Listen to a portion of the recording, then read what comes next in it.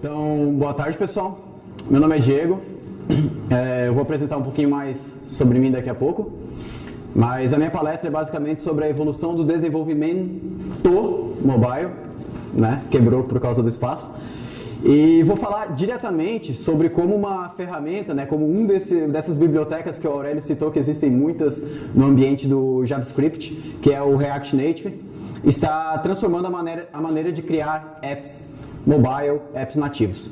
Então, já vou explicar um pouquinho mais sobre o que é essa ferramenta, quais são as concorrentes nela e tudo mais. Então, um pouquinho sobre mim. Quem sou eu? Eu tenho uma experiência de mais ou menos 7 anos de desenvolvimento web. Comecei lá na área local com o Sandro em 2011, né? E desde lá eu venho me aperfeiçoando principalmente com JavaScript. Então hoje eu posso me dizer que eu sou apaixonado por JavaScript e principalmente pelo ecossistema React, que é o que eu vou falar um pouquinho mais, o que é esse React, de onde que ele vem e por que eu utilizo ele e não utilizo qualquer outra biblioteca. Eu não me apresentei no começo da RocketConf, mas eu sou head de programação lá dentro da Rocket City. Então, a parte de cursos de programação, a parte de conteúdo, seja gratuito ou não, de programação, sou eu que cuido lá dentro. Eu tenho um pé em UX. Eu falo que eu tenho um pé porque eu gosto de me aventurar, porém eu não tenho conhecimento técnico para falar que eu sou especialista em UX. E gamer nas horas vagas, então quando sobra um tempo eu gosto de ficar no meu quarto jogando até ver a luz do dia de novo. Então, quais eram as alternativas que nós tínhamos, que nós temos e que provavelmente quem é programador conhece até agora? Então, se eu quero criar uma aplicação, se eu quero desenvolver um aplicativo, chega lá um cara para mim e fala, cara, eu preciso de uma aplicação para resolver um determinado problema e eu preciso que ela seja mobile. Quais são as 3 alternativas que a gente tinha até agora? A gente poderia criar um aplicativo web. E o que é um aplicativo web? É algo que rode diretamente dentro do browser, dentro do navegador do celular. Então, por exemplo, Facebook, você tem um aplicativo, mas provavelmente você já deve ter visto gente acessando o Facebook diretamente pelo web, pelo browser, né? Então, é um aplicativo web. Eu já vou falar qual que é a diferença entre todos esses tipos. Nós tínhamos o aplicativo nativo, né, que hoje grande parte é esse aplicativo nativo. Nubank, por exemplo, é um aplicativo nativo, onde você desenvolve nativamente para cada plataforma. Então eu já vou falar quais são os prós e os contras disso. Mas você não desenvolve web, você desenvolve realmente utilizando a linguagem que o celular entende e não que o browser entende. E o aplicativo híbrido, que foi uma maneira criada não faz muito tempo. Eu diria que lá na área central, na época quando eu trabalhava na área central, eu acabei utilizando essa ferramenta, que é uma ferramenta que permite a gente trabalhar com o web e nativo. Como funciona isso na verdade? É uma ferramenta que ele simula um navegador dentro de um aplicativo. E como eu estou usando um aplicativo exatamente dentro do meu celular, mesmo que esteja simulando o web, eu consigo utilizar boa parte dos recursos do dispositivo mobile. Então, é algo que já trouxe muita facilidade à hora de desenvolver aplicações, só que ainda tem falha. Lembrando que nenhuma dessas 3 alternativas aqui é o próprio React Native, que eu venho falar porque ele está mudando todo esse cenário. Então agora eu vou falar um pouquinho sobre o que cada uma dessas possibilidades oferece e no que elas ganham em vantagem e desvantagens. Então, começando primeiramente pelos web apps, que são aqueles aplicativos web que rodam dentro do browser. Então, em verde é o que eu considero bom, amarelo é o que eu considero mais ou menos, e vermelho é o que eu considero que é um ponto negativo desse tipo de aplicação. Então, considerando os web apps, a dificuldade para a criação deles é praticamente zero. Qualquer desenvolvedor que saiba CSS, HTML, JavaScript, sai desenvolvendo um web app, certo?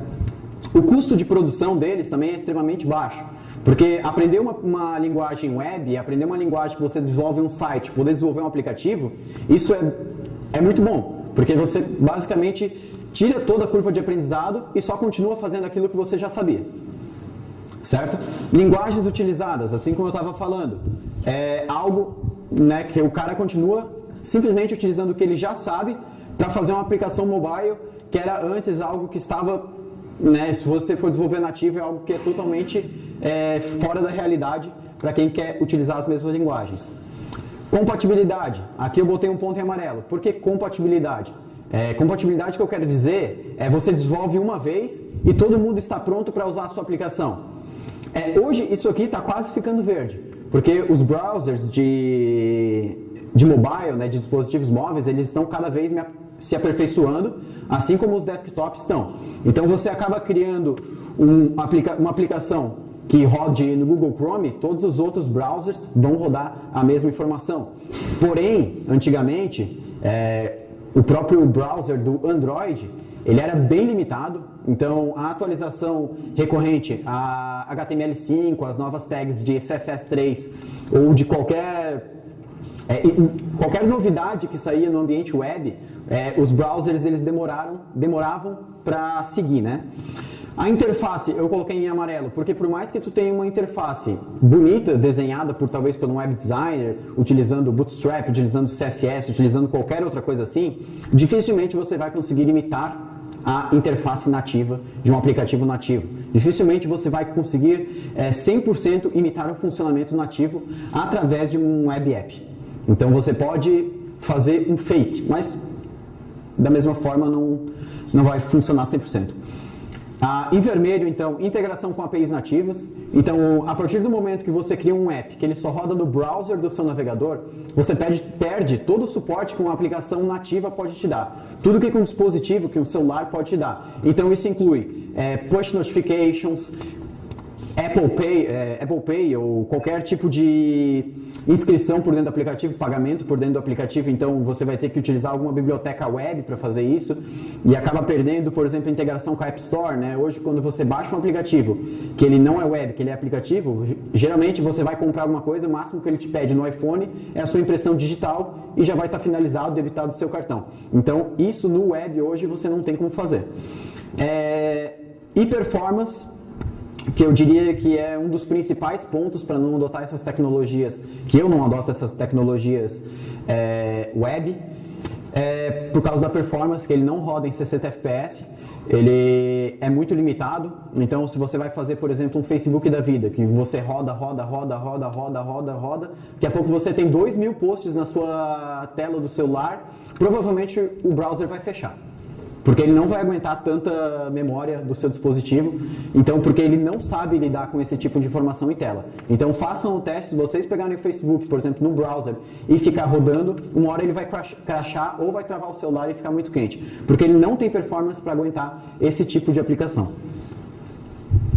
Passando das web apps, a gente vem para as apps nativas, que foi o segundo exemplo que eu dei, por exemplo, do Nubank. Quais são os pontos negativos e os pontos positivos? Nesse caso eu não tive nenhum ponto amarelo, mas não dá para ver ali, mas é a logo da Apple. Então, porque eu quero indicar com isso que as apps em Android até então eram feitas com Java e agora com Kotlin, boa parte delas. E as aplicações para iOS eram feitas com Objective-C, né, a linguagem, e agora há 2, 3 anos estão utilizando Swift, que é uma outra linguagem. E daí isso entra em dificuldade para a criação. Não que cada uma dessas linguagens seja difícil, ou cada uma dessas linguagens seja custosa de aprender. Mas quando você está iniciando, por exemplo, uma startup, ou está começando a aprender, ou está criando a primeira aplicação móvel dentro de uma empresa que você já tem consolidado o ambiente web, você pegar uma equipe que vai saber Java e Objective-C, ou Kotlin e Swift, ou separar essas equipes, ou ter que ensinar alguém a ter que aprender essas duas linguagens para poder começar a criar uma aplicação. Ou, por exemplo, toda vez que acontecer uma manutenção, o cara vai ter que dar manutenção nessas duas plataformas, tanto iOS quanto Android, e desenvolver em duas linguagens diferentes, isso acaba ficando acaba gerando muita dificuldade no processo de atualização da aplicação.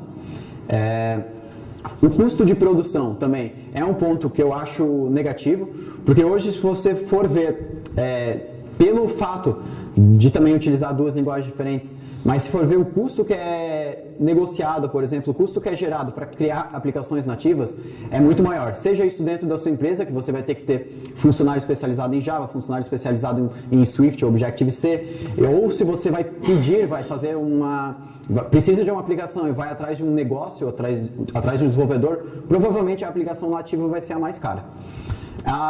Daí as linguagens utilizadas, como eu estava falando, que é por esse fato de de ter que aprender toda a linguagem do zero, não que elas sejam ruins ou que elas sejam dificultosas sozinhas. A compatibilidade é também por esse fato, você vai ter que desenvolver para 2 ambientes distintos. Então, por exemplo, vamos supor, você jogou a sua aplicação no ar hoje, mas é uma aplicação, por exemplo, no Nubank, é de alto risco, certo? E aconteceu alguma coisa lá dentro da aplicação que ele não está deixando ninguém trocar o limite. Então você não vai fazer uma atualização e pronto, todo mundo está feliz. Você vai ter que atualizar a aplicação tanto no ambiente Android quanto no ambiente iOS. Isso acaba se tornando custoso pelo fato de ele não ser compatível com os 2 ambientes. A interface, nesse caso, é um ponto positivo, porque na maioria dos casos você consegue utilizar a interface nativa do smartphone. Então, se você for ver, por exemplo, as aplicações nativas, WhatsApp, por exemplo, quando você pega no iOS, ele é totalmente de uma forma que segue os padrões de interface do iOS. Se você pega no Android, por exemplo, você quer fazer alguma alteração com algum contato, alguma conversa. No iOS você arrasta para o lado e vai ter as opções ali. Por quê? Porque o usuário já está acostumado assim. No Android, você deixa o dedo apertado em cima e ele vai abrir um menu, né? O Shake Menu. Porque o usuário Android já está acostumado assim. Como a gente estava falando antes, no ambiente web a gente vai ter que ter... A gente até pode controlar um para Android e um para iOS, mas a gente não vai conseguir ter essas interfaces, essas interações do usuário nativas como o nativo nos permite. Integração com APIs nativas e também benefícios da App Store, ok, porque como é nativo você está diretamente mexendo com aquilo ali, então você consegue utilizar toda a parte de compra, push notification, né, que são aquelas notificações que você recebe, tipo Instagram, alguém curtiu sua foto. Então tudo isso você consegue receber e conseguir acessar, porque você está utilizando o nativo, está desenvolvendo diretamente ali do lado da linguagem que te permite isso. E performance, sem sombra de dúvidas, hoje o melhor em performance, porque como você está diretamente mexendo com a linguagem que aquilo deve ser criado, performance, todos os aplicativos rodam em 60 FPS, então, que é o que o olho consegue enxergar, e é aquilo que eu falei do Facebook. Então, a linguagem ela está preparada para suportar grandes cargas e controlar a memória da melhor maneira. Então, não é que nem o browser sendo imitado dentro da aplicação, que ele não está nem preparado para rodar o que uma aplicação nativa oferece. E daí, partindo disso aí, a gente vem para aquelas hybrid apps. Então, porque a gente já viu que os principais problemas dos web apps é a integração com a parte do dispositivo, com a parte nativa do dispositivo e a compatibilidade e interface. Onde que as native apps, os aplicativos nativos, eles já suprem muito bem, porém eles ainda têm muito problema na dificuldade de aprendizado, né, na curva de aprendizado, por se tratar de 2 linguagens, e com essa parte de ser muito custosa. Daí vieram as apps híbridas, que vieram para solucionar esses problemas, tanto das native apps como das web apps. Então, o que são os hybrid apps? É aquilo que eu tinha falado anteriormente. A gente simula um navegador dentro de uma aplicação nativa. E com esse navegador simulado dentro da aplicação nativa, nós temos tanto acesso aos benefícios de App Store e integração com APIs nativas, quanto também temos a parte de custo reduzido, porque a gente está utilizando tecnologias web. Então, dificuldade para a criação, eu diria que amarelo, porque mesmo que você utilize tecnologias web, hoje você precisa ter entendimento de muito mais coisa do que simplesmente para desenvolver um site. Então você tem que entender talvez o que é o Apache Cordova, que é o servidor que roda essa tecnologia web dentro do dispositivo, não basta simplesmente falar para o dispositivo que é um browser, então tem toda uma tecnologia para rodar isso por trás. Você tem que ter entendimento de como acessar os recursos nativos do celular. Então, por padrão, o JavaScript não acessa recurso nativo nenhum do celular. Você não vai fazer o celular vibrar por JavaScript. Só que você vai ter que integrar ele com a API nativa do dispositivo. Então, tem essa dificuldade para se adaptar. O custo de produção, ele é mais baixo que aplicações nativas, né? Bem menos elevado. As linguagens utilizadas daí é ok, porque são as mesmas linguagens que a gente utiliza na web. Então, HTML, CSS, JavaScript é o que é utilizado para a construção de aplicações híbridas. A compatibilidade também é ok, porque as aplicações híbridas com Apache Cordova, elas simulam a engine do Chrome dentro da aplicação. Então, como o Chrome é o navegador hoje, a V8 é a engine mais preparada e mais atualizada atualmente, então a compatibilidade é muito boa, porque você desenvolve uma coisa e dificilmente vai dar algum erro passando de plataforma para plataforma. A interface nativa eu coloquei amarelo, porque por mais que você consiga simular, assim como na web, a interface nativa e o próprio híbrido, ele te dá algumas opções para tu diferenciar o Android do iOS, já tem essas opções prontas, mas mesmo assim é muito difícil, porque dificilmente você vai fazer, por exemplo, criar uma aplicação igual ao WhatsApp híbrido, fazer ele funcionar igual ao WhatsApp nativo. Dificilmente vai conseguir. E integração com APIs nativas, como eu tinha colocado, ainda é muito vago, porque você tem integração com as APIs nativas, mas ainda não é 100%.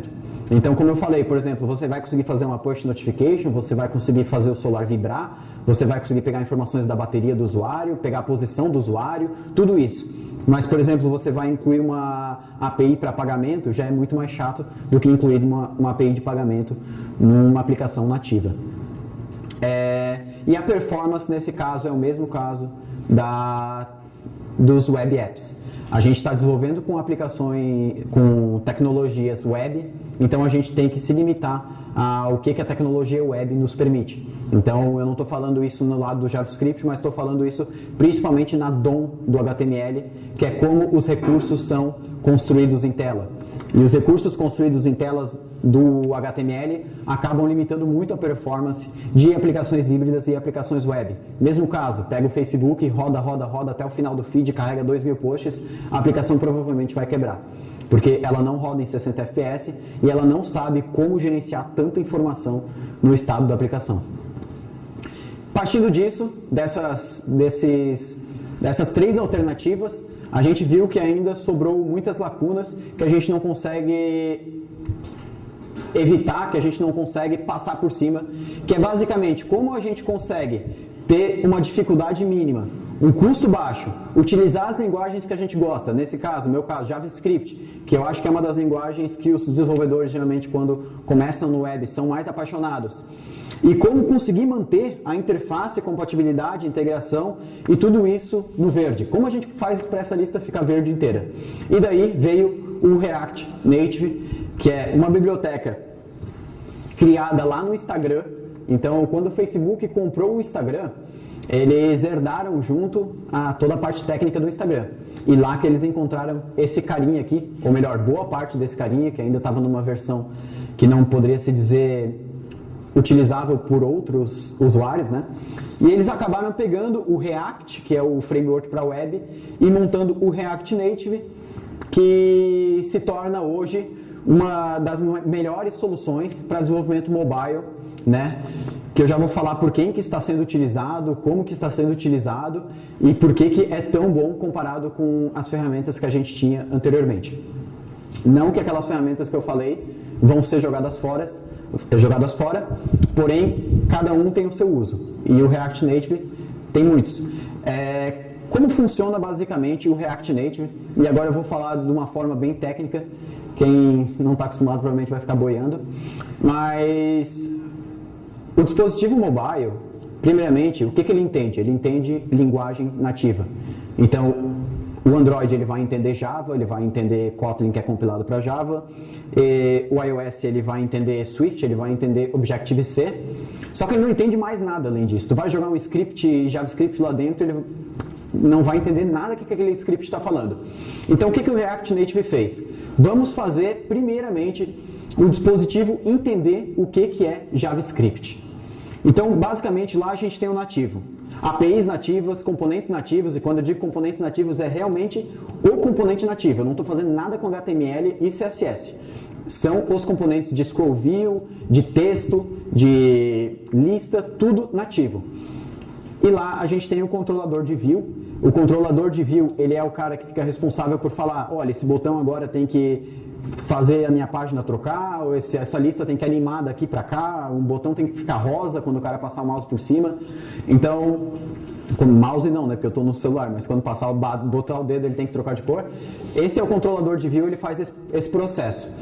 E aqui a gente tem o JavaScript. que era antes que a gente só conhecia. Então, nesse caso, eles embutiram a biblioteca do React Native lá dentro e a biblioteca do React JS.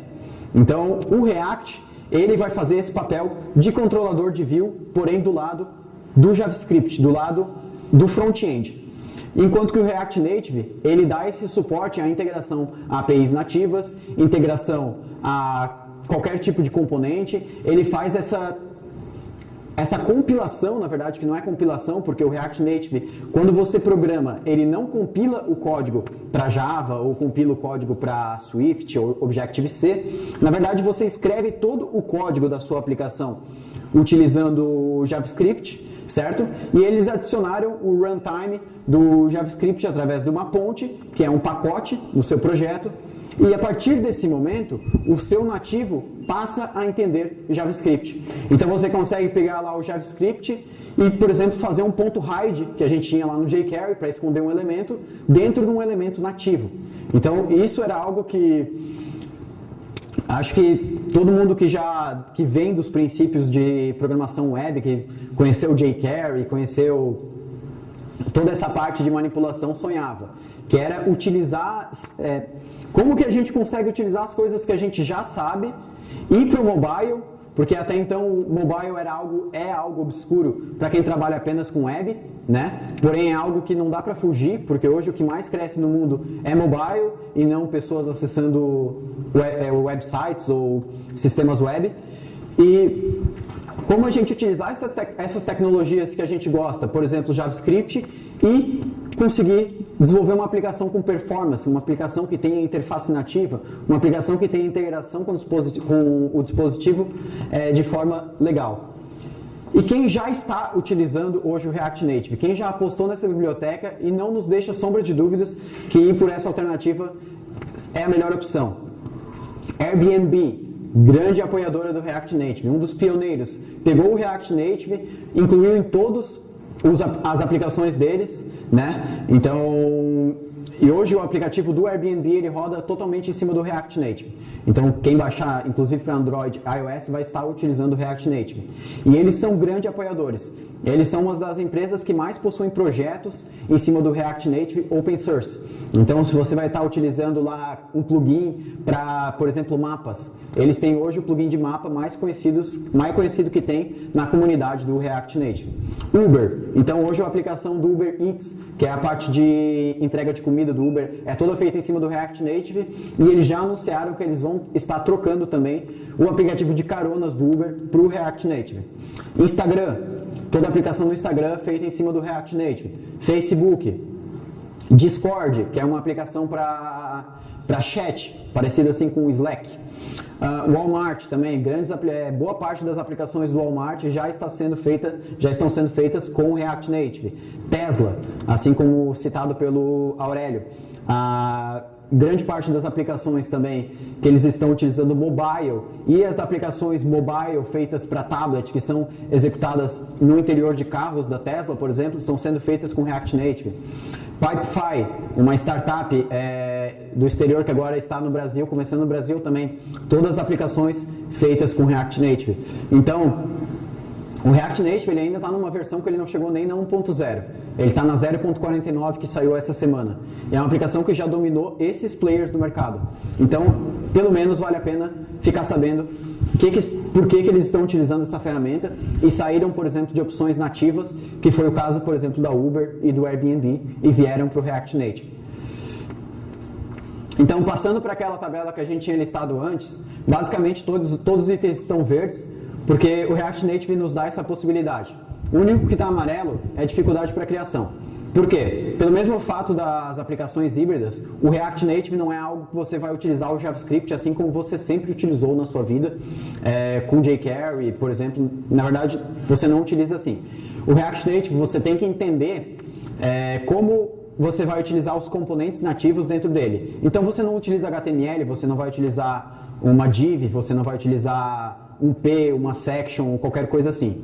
Existem os próprios componentes nativos e você tem que entender como é que funciona o comportamento deles. Então eu quero uma view que quando eu passo o mouse eu rodo para o lado e para o outro, você não vai fazer lá uma div e pensar no funcionamento de um gesto de passar o dedo. Ele já tem isso pronto, só que você tem que entender como é que isso funciona. Por isso a dificuldade para a criação não está verde, porque você não tem que aprender mais coisas do que o simples JavaScript, HTML e CSS que você já sabe. Por onde que eu começo se eu quero me aperfeiçoar, se eu quero entender como funciona o React Native? Eu diria para começar entendendo basicamente o JavaScript. Sem JavaScript você não vive hoje na web. Acho que é o principal framework utilizado nas aplicações e o que mais está inovando hoje e está encontrando o seu lugar na web. Somado do ES6, que é um conjunto de funcionalidades adicionado, né, que se chama ECMAScript, que é quem dá as funcionalidades para o JavaScript, e o ES6, que foi lançado em 2015, foi o que deu boom no JavaScript, mudou muito, e quem desenvolve com JavaScript antes do ES6 provavelmente não conhece nada sobre o JavaScript depois do ES6, porque mudou muito.